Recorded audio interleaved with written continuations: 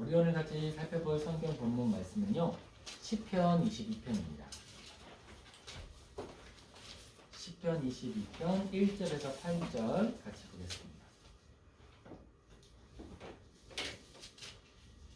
한 목소리로 읽겠습니다. 내 하나님이여, 내 하나님이여, 어찌 나를 버리셨나이까? 어찌 나를 멀리하여 돕지 아니하시며 내 신음소리를 듣지 아니하시나이까? 내 하나님이여, 내가 날들도 들으시고 밤에도 잠잠하지 아니하오나 응답하지 아니하시나이다. 이스라엘의 천성 중에 계시는 주여, 주는 거룩하시니이다. 우리 조상들이 주께 의뢰하고 의뢰하였으므로 그들을 건지셨나이다. 그들이 주께 부르짖어 구원을 얻고 주께 의뢰하여 수치를 당하지 아니하였나이다. 나는 벌레요 사람이 아니라 사람의 비방거리요 백성의 조롱거리니이다. 나를 보는 자는 다 나를 비웃으며 입술을 비축거리고 머리를 흔들며 말하되 그가 여호와께 의탁하니 구원하실걸, 그가 기뻐하시니 건지실걸 하나이다. 아멘. 우리 오늘은 시편 22편을요, 진정한 위로라는 제목으로 같이 살펴보겠습니다. 하나님께로부터 오는 은혜를 받은 우리는요, 무엇을 기뻐합니까?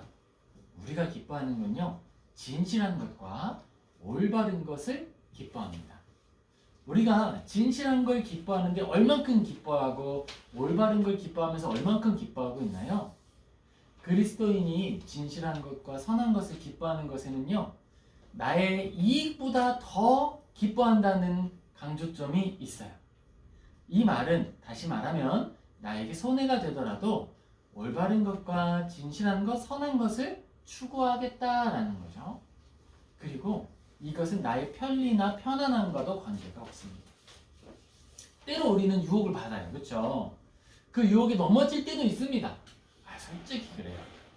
너무 좋아 보이고 너무 쉬워 보이고 너무 편해 보이면, 때때로 내가 지내온 날들이 너무 고단하면 이제는 좀 보상을 받아도 되지 않을까? 라는 생각에 좀 이제 넘어질 수도 있어요. 하지만 넘어진다 하더라도 마음이 편해요, 안 편해요? 그리스도인의 정체성은요, 거기에 있어요. 넘어질 수 있죠. 실수할 수 있습니다. 그런데 실수한 자리에서 살아가는 게 너무 불편해. 그냥 그 자리에 있는 게 너무 불편해. 그래서 결국 뭐 해요? 결국 회개해요. 결국 다시 돌이켜 나오게 되는 거예요. 그게 그리스도인이에요. 그리스도인이 넘어지지 않기 때문에 그리스도인이 아니라는 사실을 알고 또 그 안에서 평강 누리시기를 예수님의 이름으로 축복합니다. 우리는 진실로 그런 거예요. 진실로 유혹을 받습니다. 하지만 그 자리에 아주 엎드러져서 살지 않는다라는 거예요. 또 그리스도인들은 어떤 사람들이죠? 하나님의 뜰에 머무는 사람들이에요. 이 시편 22편의 표제는요, 새벽의 사슴이라는 이름을, 또 다른 이름을 가지고 있어요. 신기하죠? 새벽의 사슴. 뭔가 시적이에요. 무슨 의미냐? 이 새벽의 사슴은요, 사슴의 무리들로부터 떨어져서 두려움과 외로움을 느끼며 숲을 헤매고 있는 사슴이라는 거예요. 어두운 밤 동안에 무리와 떨어져서 헤매다가 이제 새벽을 맞이한 바로 그 사슴입니다. 어떤 모습일까요? 새벽에 아주 조금이라도 높은 바 위에 올라가서, 돌 위에 올라가서, 언덕 위에 올라가서 두리번거리면서 내 친구들 어딨어 찾고 있는 거예요. 이걸 우리하고 비교해 본다면 우리가 선한 것을 선택하고 올바른 길로 걸어갈 때 그럴 때 있을 거예요. 나만 여기 서 있네?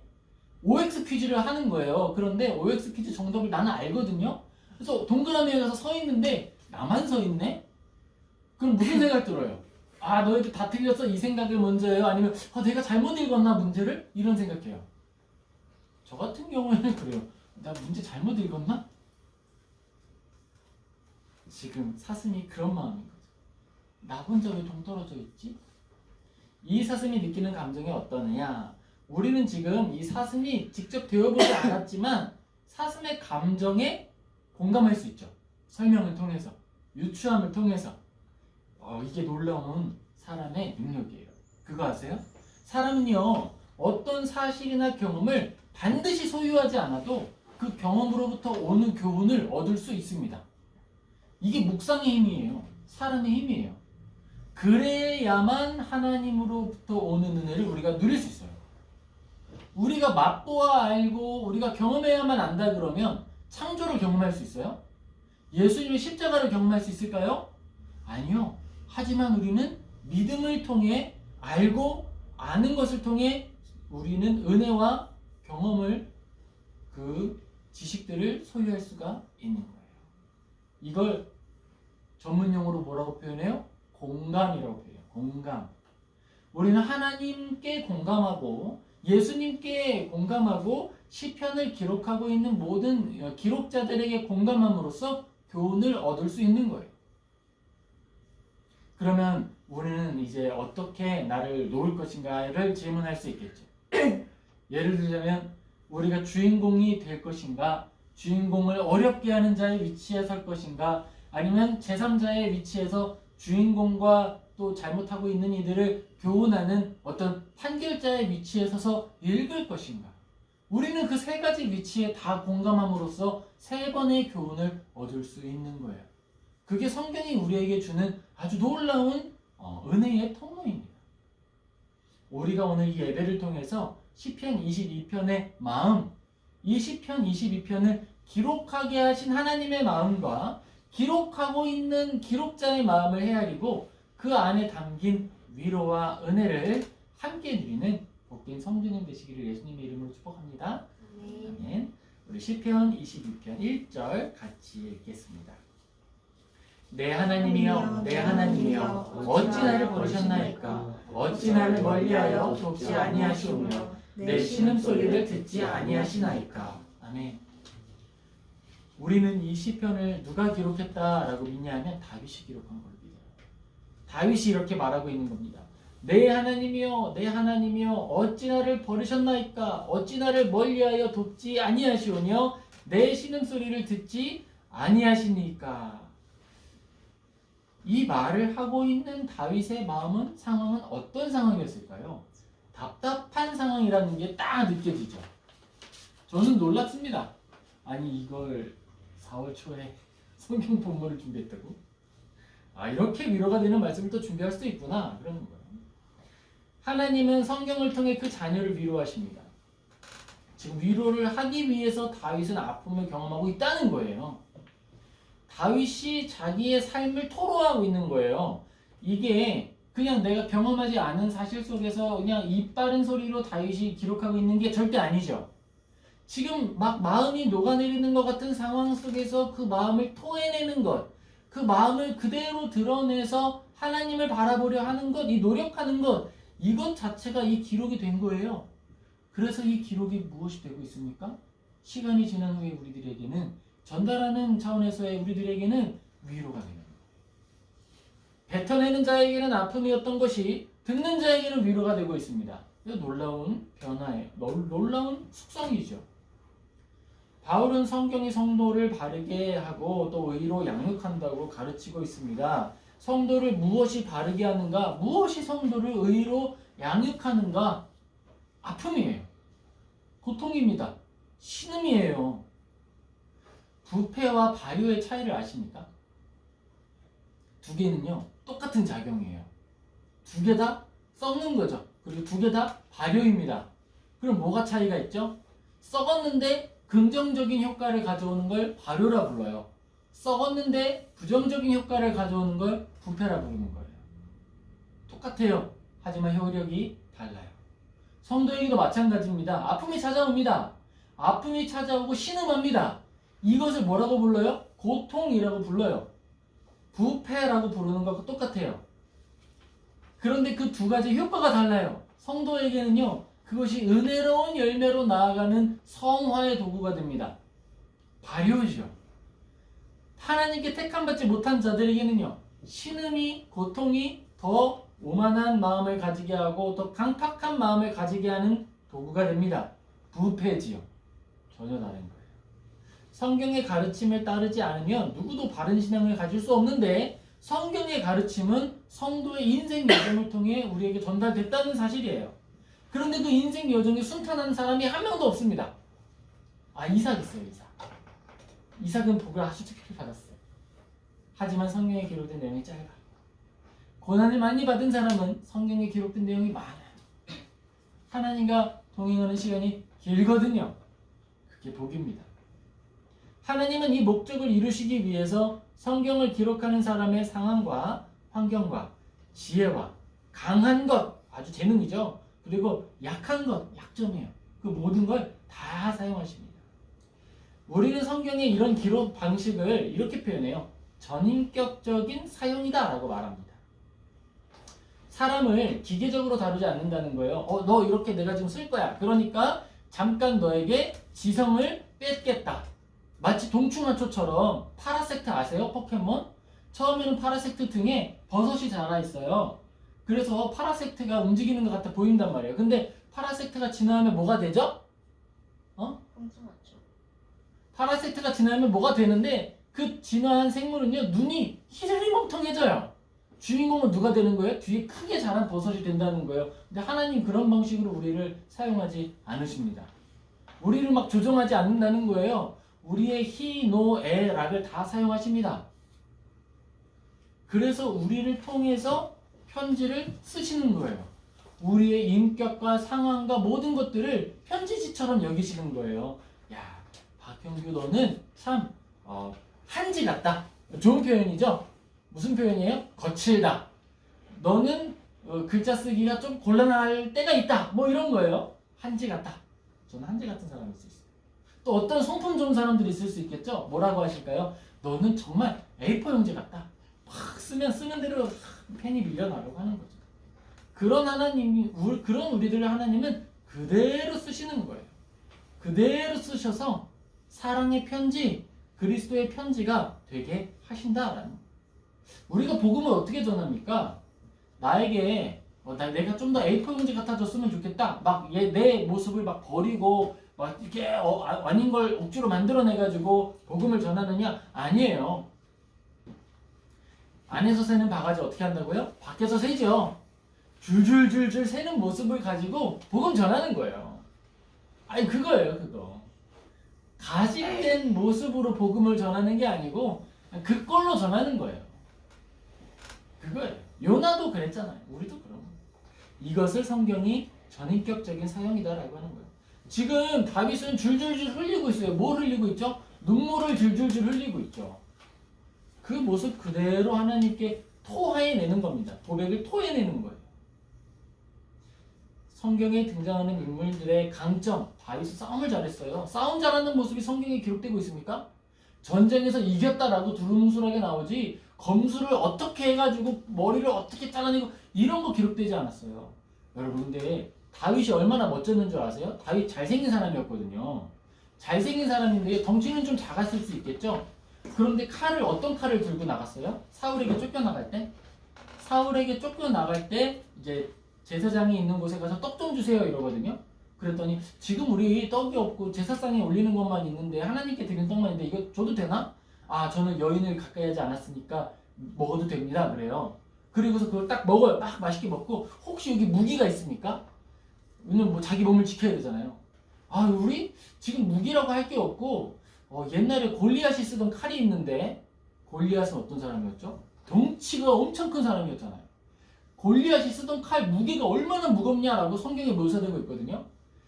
지금 다윗은 몸도 조그맣고 그런데 칼은 어떤 칼이에요? 골리앗이 쓰던 칼을 들고 다니는 사람이 된 거예요. 얼마나 멋있어요.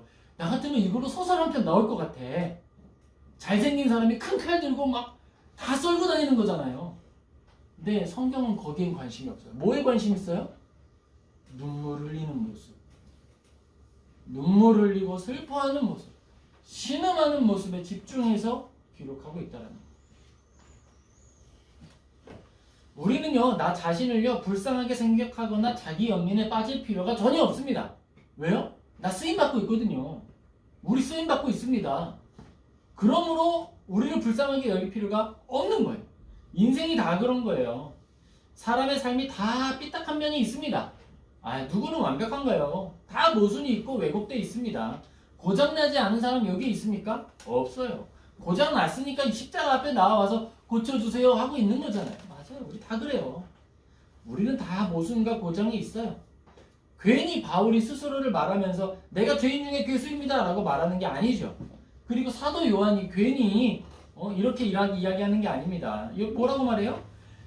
우리가 죄가 없다고 말하면 스스로 속이고 또 진리가 우리 속에 있지 아니할 것이다 라고 말했어요. 누가요? 사도 요한이요. 사도 요한이면 대단한 사람이잖아요. 정말 사랑하는 제자 아니겠습니까? 성경에 나타난 인물 중에 좀 닮고 싶다라고 할 만한 인물, 멋있는 사람, 그 중에 한 명이 요한이죠. 그런데 뭐라고 말해요? 스스로 죄가 없다고 말한다면 그건 스스로 속이는 거다. 뿐만 아니라 그건 진리가 그 안에 없다는 증거다라는 거예요.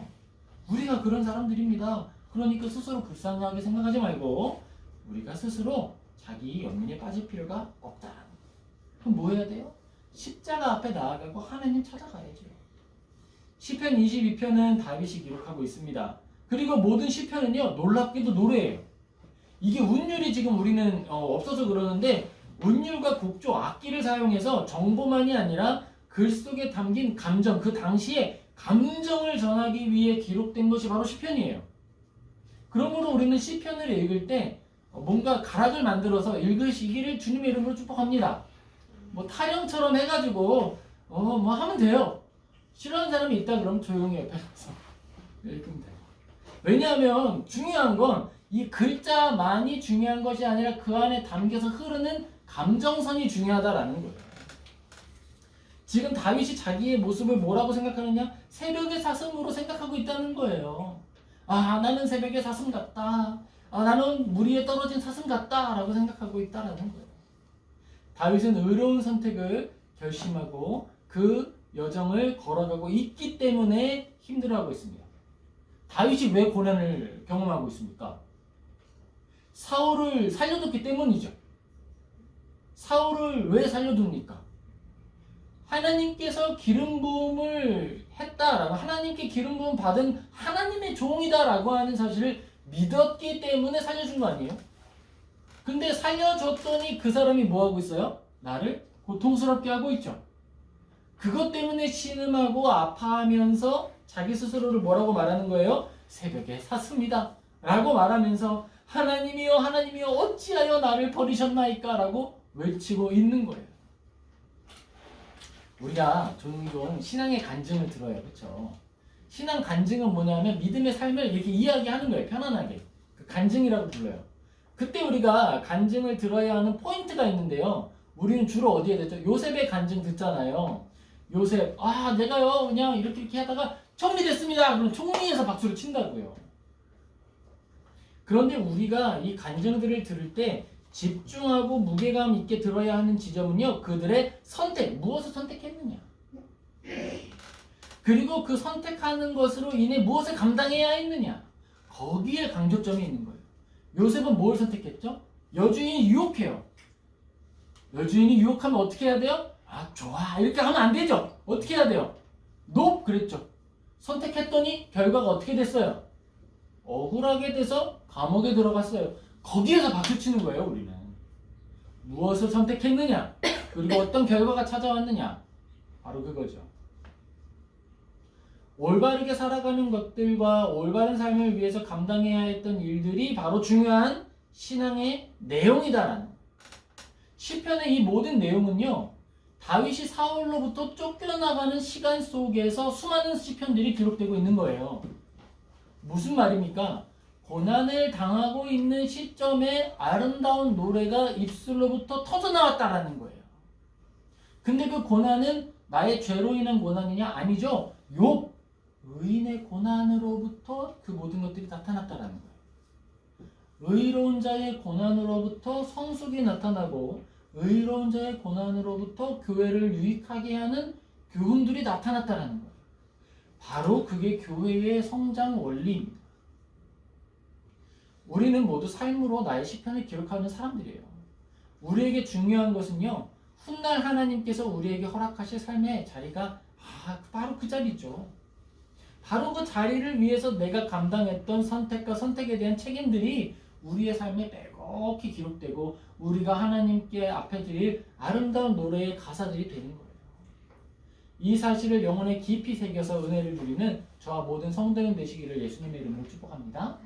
아멘. 우리 이어서 시편 22편 19절에서 21절 같이 읽겠습니다. 여호와여 멀리하지 마옵소서. 나의 힘이시여 속히 나를 도우소서. 내 생명을 칼에서 건지시며 내 유일한 것을 개의 세력에서 구하소서. 나를 사자의 입에서 구하소서. 주께서 내게 응답하시고 들소의 뿔에서 구원하셨나이다. 아멘. 지금 제가 마음 같아서는요, 이 시편 전체를요 한 절 한 절 같이 읽고 싶었던 거예요. 하지만 우리가 압축해서 같이 보고 있습니다. 믿음으로 살아갈 때요, 여러분, 가장 큰 위협이 무엇일까요? 제가 똑바로 앉아. 이거 봐. 믿음으로 살아갈 때의 가장 큰 위협은요, 바로 하나님을 잊어버리는 겁니다. 하나님을 잊어버리는 게 신앙의 가장 큰 위협이에요. 자, 그렇다고 하면 이 위협이 없는 삶을 사는 방법은 뭘까요? 하나님 아니고서는 살 수 없는 자리로 들어가는 거예요. 거기 어디예요? 두 글자, 전문용어, 믿음의 전문용어, 광야. 광야는 무슨 뜻을 가지고 있는 거예요? 하나님 없이는 단 하루도 살 수 없는 곳, 광야. 바로 그거예요. 하나님 없이는 살 수 없습니다 라고 하는 고백을 우리 입술에 늘 붙이고 사는 것이 바로 믿음의 삶입니다. 그게 훈련이에요. 사이언스 타임즈에서 2005년도에 자료를 이야기합니다. 거기에 따르면요, 사람은요 이 시각에 의존하는데요, 의존도가 얼마나 되냐면 80%라고 말합니다. 사람에게 몇 가지 감각이 있죠? 오감이 있다고 말하죠. 5가지 감각이 있는데 그 중에 80%가 뭐다? 시각이다. 그럼 나머지 20%를 가지고요, 나머지 감각들이 5%씩 채워가는 거예요. 그렇게 해서 100%의 감각이 된다는 거예요. 사람의 감각기관은 시각에 기반을 두고 살아가고 있습니다. 실제로 우리는 몸이나 손이 다쳤을 때, 눈에 보이지 않는 어떤 장소가 다쳤을 때 눈에 보기 전에는 아파하지 않는 경험이 있지요. 자, 손을 어떻게 탁 비해든지 뭐가 탁 와가지고 나를 다치게 했어요? 근데 누가 말합니다. 야, 너 안 아파? 근데 안 아파요. 괜찮은데? 근데 어떻게 내가 보면 아야! 보기 전에는 괜찮았거든요? 봤더니 너무 아파. 자, 바늘을 보면서 주사를 맞으면 어떻게 해요? 안 찔렸는데 아파. 그래서 어떻게 해요? 주사 맞을 때 고개를 돌리죠? 덜 아프게 하려고. 바로 그거예요. 상처를 확인하고 그제야 아파하는 것도 있는 거예요. 우리의 통각을요, 시각이 보조해서 더 명확하게 아픔을 느끼게 하는 거예요. 뇌에서 정보를 처리하는데 시각이 도우니까 더 완전하게 처리되기 시작했다는 거예요. 자, 그러면 이거를 그리스도인의 삶으로, 믿음의 삶으로 적용해 봅시다. 우리에게 그리스도인이 삶을 살아갈 때에 우리는 어떤 감각에 의존해서 살아갑니까? 현실 감각에 의존해서 살아가는 사람들이 우리들이죠. 근데 뭘 봐요? 시각이 80%라 그러면 우리의 눈은 뭘 보고 있습니까? 믿음의 눈으로 하나님을 바라봅니까? 아니면은 육체의 눈으로 내 삶의 내용들을 보고 있습니까? 무엇을 보아야 하느냐? 중요한 질문인 거예요. 우리는 믿음의 감각, 이 80%의 감각을 어디에 비중을 두고 있느냐라는 겁니다. 어떤 사람은 마주하고 느끼는 첫인상이나 그런 것들에만 매이는 사람들이 있지요. 또 어떤 사람들은 이런 사람들이 있어요. 눈에 보이는 환경 너머에 뭔가 제3의 감각을 느껴.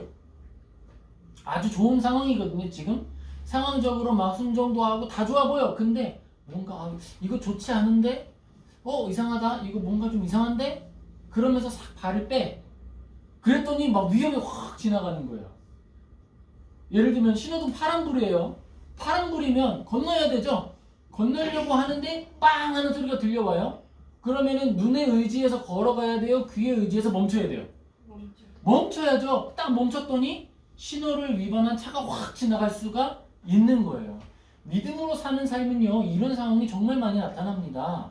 눈으로 보이는 건 파란불이라서 그린라이트네. 우와, 그린라이트는 달려가야지. 그랬는데 믿음으로 하나님이 말씀하시는 거예요. 스탑. 그러면 멈춰야 되는 거예요. 다윗도 마찬가지죠. 지금 다윗은요, 칼을 가지고 있습니다. 엄청난 칼을 가지고 있고요. 능력도 엄청나죠. 지금 옷을 벨 수도 있고 목을 벨 수도 있는 거예요.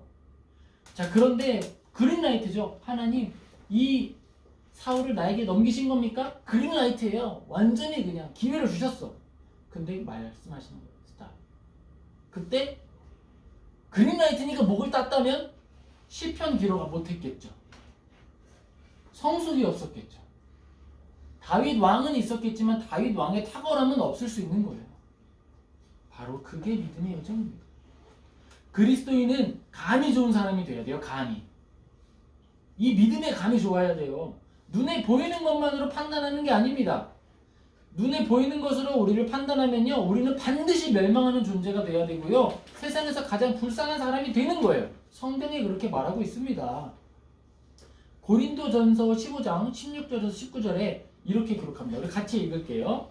만일 죽은 자가 다시 살아나는 일이 없으면 그리스도도 다시 살아나는 일이 없었을 터이요. 그리스도께서 다시 살아나는 일이 없으면 너희의 믿음도 헛되고 너희가 여전히 죄 가운데 있을 것이요.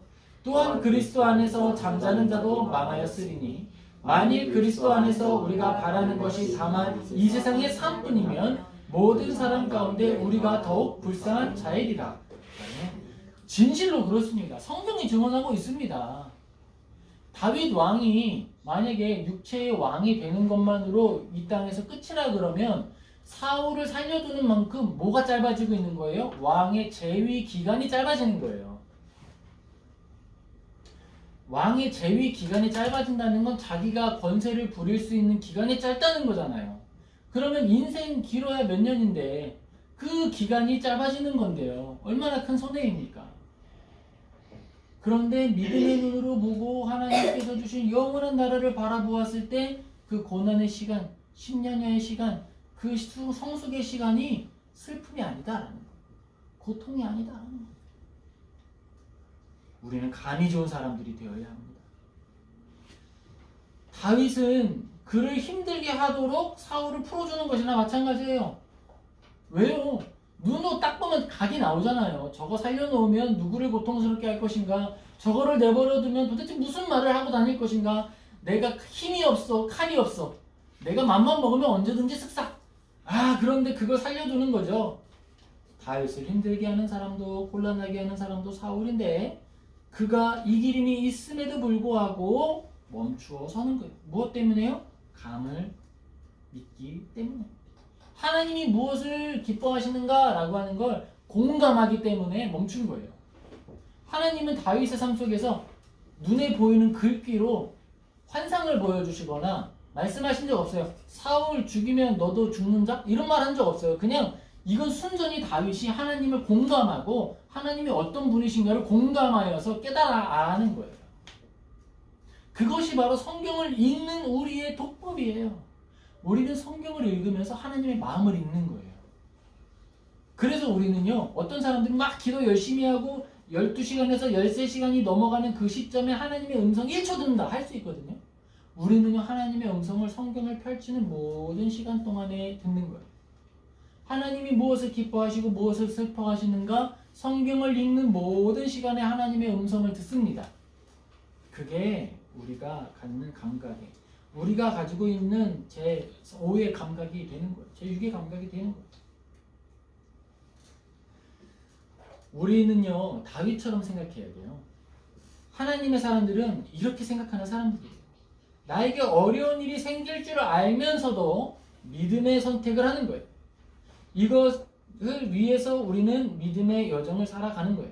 우리가 성경을 왜 읽습니까? 어려운 선택하려고 성경을 읽는 거예요. 올바른 선택 한번 해보려고 성경 읽는 거예요. 믿음으로 무엇인가 한번 해보려고 읽는 거예요.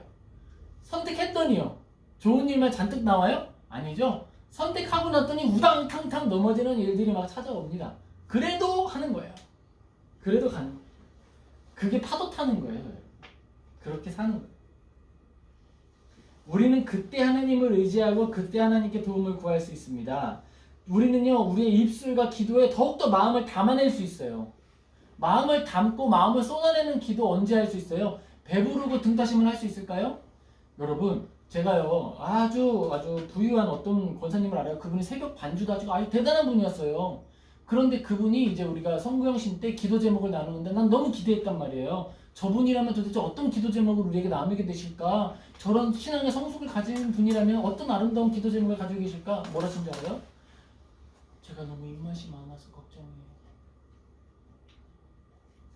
우리가 마음을 담아서 하나님께 기도하고 심령을 쏟아서 기도한다라고 하는 건요, 믿음의 선택을 해보고 믿음의 선택 안에서 살아낼 때 비로소 열매 맺을 수 있다라는 거예요. 배부르고 등 따시면요, 내가 너무 많이 먹는 것 때문에 기도할 수밖에 없어요.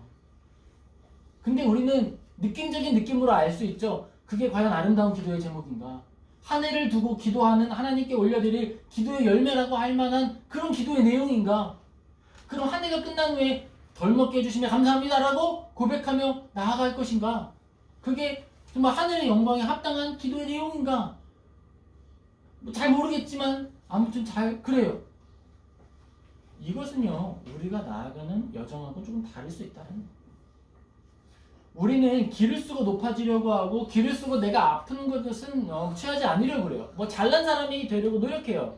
근데 거기에는 하나님이 안 계십니다. 하나님 만나려면 어디 가야 돼요? 자, 우리가 연정자매를 만나려면 어디로 가야 되죠? 그쵸? 연정자매님이 계실 만한 곳에 가야 되죠? 자, 시아를 만나러 가야겠다라고 생각하면서 한국으로 가면 만날 수 있을까요? 없죠.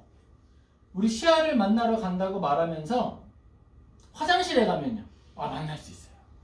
자주 간다. 하나님을 만날 때도 마찬가지예요. 하나님을 만나려면요, 하나님이 계신 곳으로 가야 되잖아요. 하나님은 어디 계셔요? 낮은 곳에 계세요. 통회하는 자가 있는 곳에 계세요.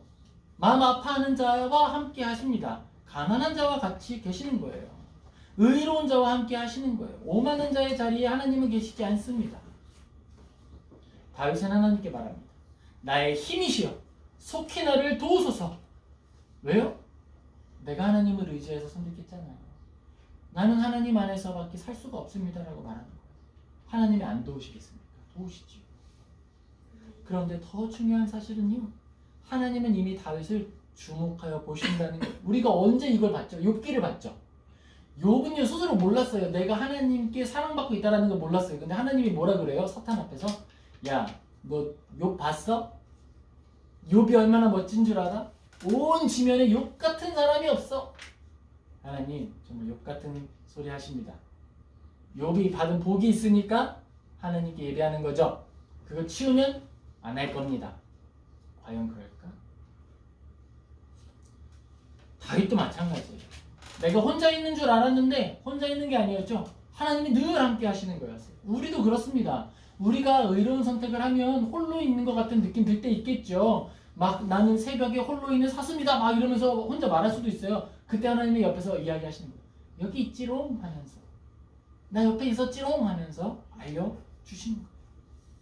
믿음의 눈으로 선한 것을 선택하는 순간으로부터, 아니 그 선택을 하기 위해 고민하는 그 순간부터 우리가 모태 지어져서 하나님 앞에 태어나기 전부터 하나님은 우리와 함께 하시고 우리를 바라보고 계시는 거예요.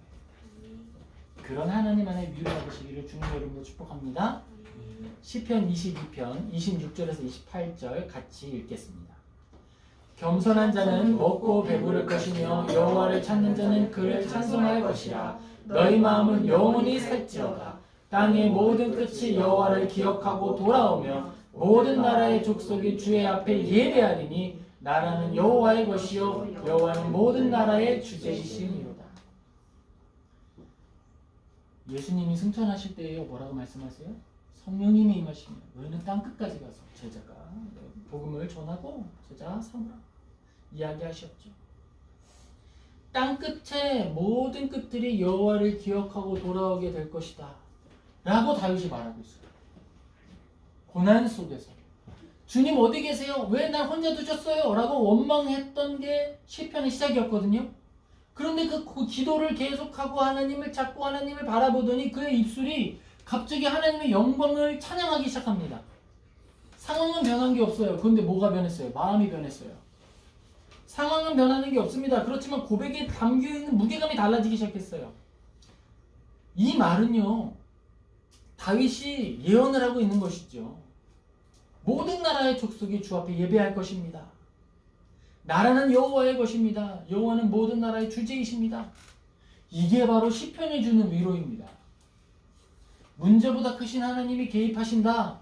내가 기도하는 중에 즉시 응답하셔서 내 기도의 말을 바꾸어 주시더라.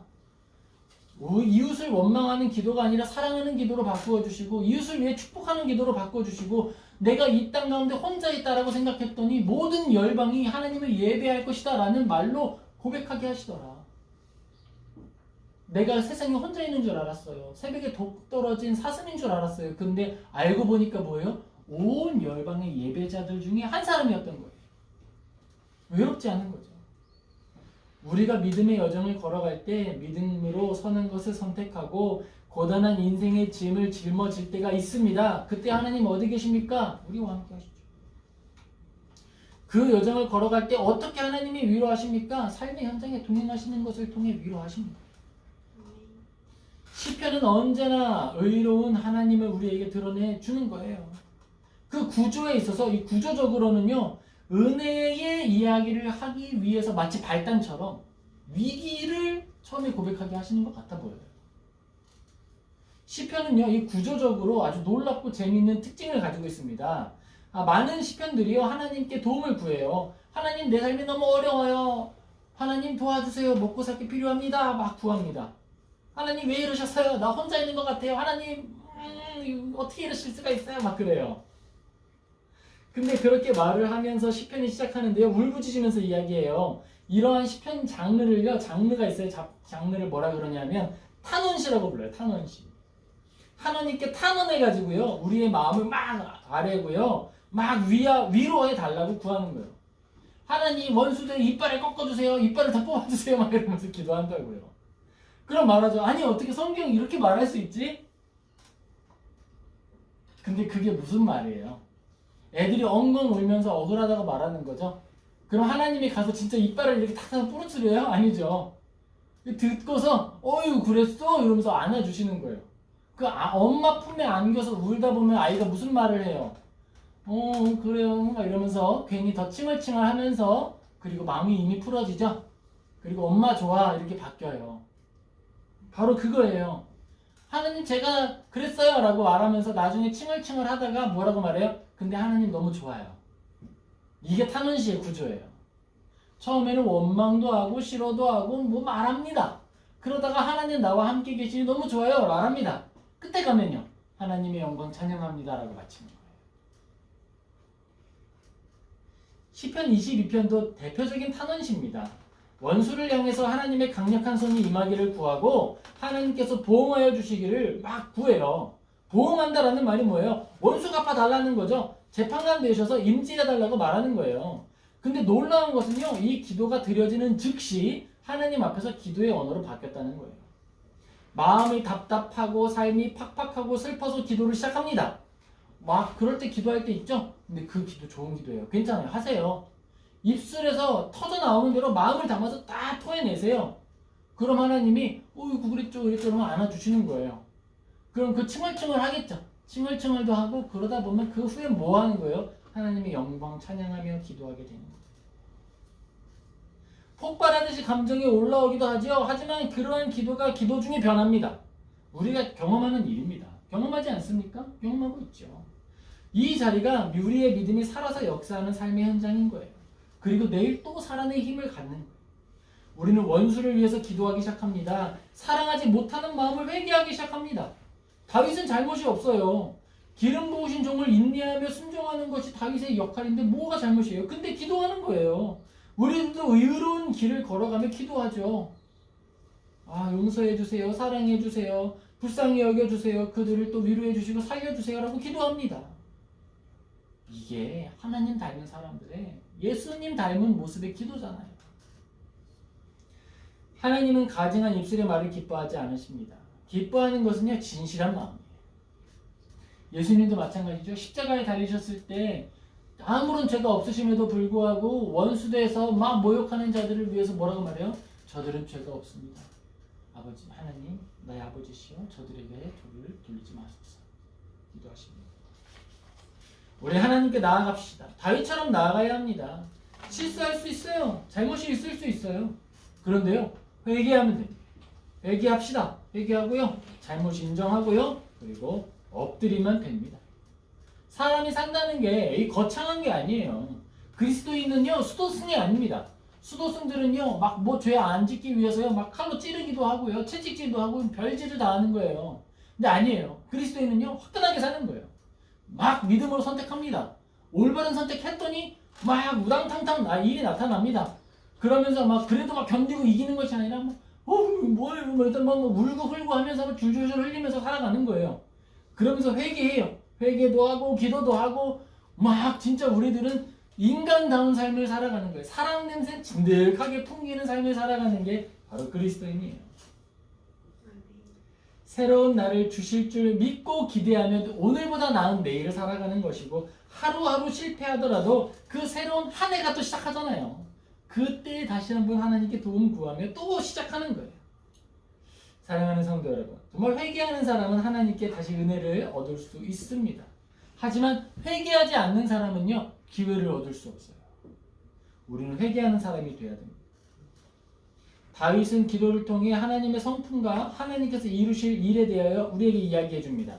겸손한 자는 먹고 배부를 것이다. 겸손한 사람이 먹을 게 뭘까요? 이 시적인 표현이잖아요. 겸손한 사람은 치킨 먹고 배부를 것이다, 이런 게 아니죠. 겸손한 사람은 하나님으로부터 오는 긍휼과 사랑으로 배부를 것이다 라는 거예요. 아빠 긍휼을 못 먹는데요? 아니야, 긍휼 먹을 수 있어.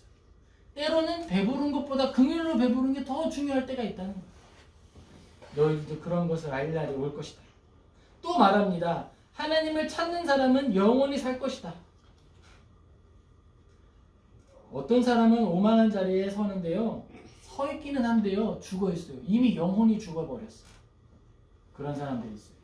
그런데 우리들은요, 죽은 것 같아 보여도 영혼이 살아있어요. 살아있음은 어디로부터 나오느냐? 그 안에 겸손이 있고 온유함이 있고 마음의 평강이 있다는 것으로부터 드러나는 거예요. 우리는 고난 중에 기뻐할 수 있습니다. 겸손할 수 있습니다. 온유할 수 있습니다. 우리는 영혼이 살아있기 때문에. 예배하는 자들에게는 거룩한 성령님이 임하시기 때문에, 이 성령님은 어떤 분이죠? 하나님이세요. 거룩한 성령님은 하나님 자신이에요. 그 하나님이 우리 안에 임재하시는데 우리가 어떤 열매 맺겠습니까? 거짓말을 열매 맺을까요? 아니죠. 우리는요, 겸손과 온유와 인내를 열매 맺게 되는 거예요. 바로 이것이 예배하는 자들이 누리는 은혜입니다. 성령님이 우리 안에 함께 하신다는 증거가 우리 안에 드러나는 거예요. 또 다윗이 말합니다. 나라는 여호와의 것이요 여호와의 모든 나라의 주제이십니다 라고 이야기합니다. 하나님이 다스리시는데 뭐가 문제예요? 아무 문제가 없죠. 우리는 그런 하나님을 믿고 의지하기를 예수님의 이름으로 축복합니다. 우리 시편 22편 14절에서 18절 같이 읽겠습니다. 나는 물같이 쏟아졌으며 내 뼈는 어그라졌으며 내 마음은 밀랍 같아서 내 속에서 녹았으며 내 힘이 말라 질그릇 조각 같고 내 혀가 입천장에 붙었나이다. 주께서 또 나를 죽음의 진토 속에 두셨나이다. 개들이 나를 애워쌌으며 약한 무리가 나를 불러 내 수족을 찔렀나이다. 내가 내 모든 뼈를 셀 수 있나이다. 그들이 나를 주목하여 보고 내 겉옷을 나누며 속옷을 제비 뽑나이다. 하나님은 우리를 사랑하십니다. 진실로 우리를 사랑하고 계세요. 우리 같이 한번 이야기할까요? 이렇게 말하면 좋겠습니다. 하나님이 당신을 사랑하십니다. 네. 하나님은 진실로 그 사랑하는 종들을 지키시고 더욱더 많이 사랑하십니다. 우리는요, 이 마음을 가지고 살아가는 사람들이에요. 다윗은 이야기합니다. 다윗은요, 자기의 삶을 돌아보고 나에게 닥쳐온 상황을 돌아보면서 막 비유적인 말로 고백하기 시작해요. 기도하면서 막 아픔을 토해냅니다. 하나님 어디 계세요? 원망을 했다가 막 토해냅니다. 개들이 나를 애워싸고 있습니다. 악한 무리들이 내 손가발을 찔렀습니다 라고 말합니다. 또 말합니다. 나는 물같이 쏟아졌습니다. 밀랍같이 녹아졌습니다 라고 말하고 있습니다. 그들은 내 겉옷을 나누며 속옷을 제비 뽑고 있습니다 라고 다윗은 말하고 있습니다. 실제로 나타난 게 아니고요, 내 마음이 그런 수치스러움을 경험하고 있다라고 말하고 있는 거예요. 그런데 하나님은요, 다윗의 이 놀랍고 아름다운 고백을 땅에 떨어지게 하지 않으시는 거예요.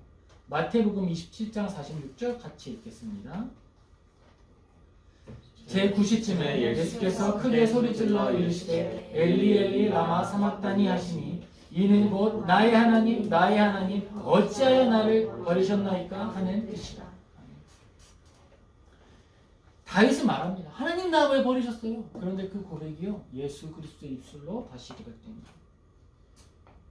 시편 22편 1절의 말씀과 동일한 말씀입니다. 다윗은 하나님께서 나를 왜 버리셨냐라고 말하면서 자신에게 찾아온 아픔의 근원에 대해서 토로하고 도움을 구합니다. 그런데 다윗은요, 슬픔 중에 외쳤고 하나님은 그의 슬픔을 통해 일하시는 거예요. 네가 슬픔으로 뱉어낸 그 모든 고백과 네가 경험했던 모든 아픔들을 내가 예언의 도구로 쓰고 예언의 통로로 쓰고 교회를 세우는 통로로 쓰겠다. 다윗, 네가 고백했던 그 아파하는 말들조차도 의미 없이 흩어지는 게 하나도 없게 할 것이다. 바로 하나님이 쓰시는 거예요. 여러분, 우리가 의를 위해서 고난당하고 있고 의를 위해 손해보고 있다라면 감사하시기 바랍니다. 하나님이 쓰십니다. 바로 그걸 쓰십니다. 의로운 자가 진실로 고난을 겪어야 교회가 세워지는 거예요. 예수님은 십자가에 달리셨기 때문에 교회를 세우셨습니다. 십자가에 달리심으로 교회를 세우셨어요. 그의 손과 발은요, 다윗은 그냥 입술의 말로 찔리는 것 같이 아파요 라고 말했거든요. 예수님은 진짜 찔리셨어요.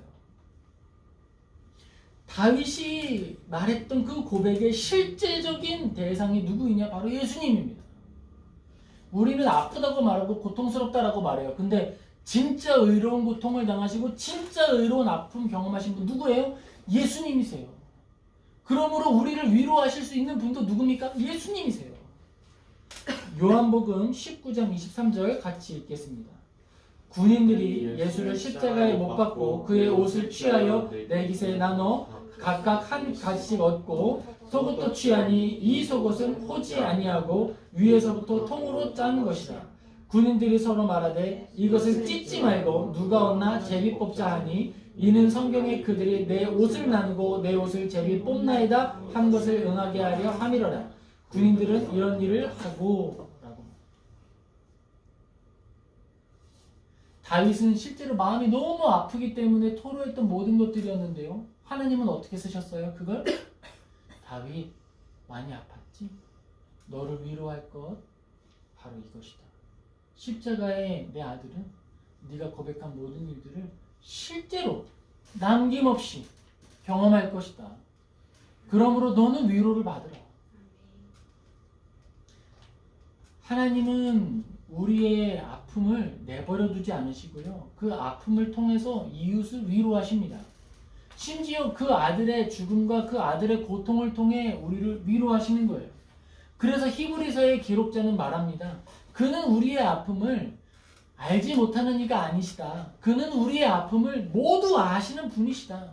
그러므로 우리는 담대하게 십자가 앞으로 나아가고 휘장으로 나아가야 한다라고 이야기하는 거예요. 우리를 대신하여 이미 죽으신 왕이 있으십니다. 시편을 통해 우리의 아픔을 통해 하나님은 일하십니다. 그리고 하나님은 우리를 그렇게 기뻐하십니다. 그리스도인의 사명은요, 높아지는 것이 아닙니다. 낮아지는 거예요. 높이시고 낮추시는 건 하나님께 달린 문제고요, 낮아지기를 힘쓰는 거예요. 낮아지기를 힘쓰고 하나님의 말씀 이루기를 힘쓰며 또 그로부터 오는 도움을 얻는 저와 우리 모든 성도님 되시기를 예수님의 이름으로 축복합니다. 네, 기도하겠습니다. 사랑하는